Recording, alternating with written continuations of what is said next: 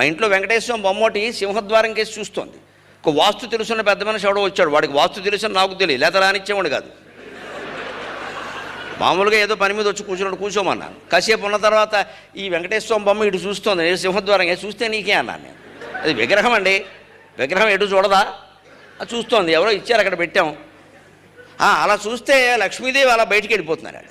అబ్బా అంత మాత్రం చెప్పదు, లక్ష్మీదేవి వెళ్ళిపోతే మనం ఎందుకండి ఇక్కడ, విగ్రహం బయట పెడితే ఆ చూపు చూస్తే వెళ్ళిపోతుందిట.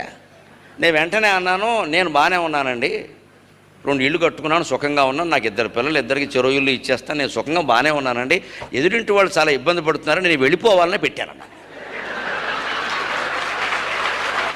ఈ మాట మనలో చాలామందికి నచ్చదు. అదేమిటండి లక్ష్మీదేవి వెళ్ళిపోవాలమ్మా, మనకు అవసరం లేదు, వెళ్ళిపోమని చెబుతున్నాం ఏమిటట, మనకు అవసరం లేదు.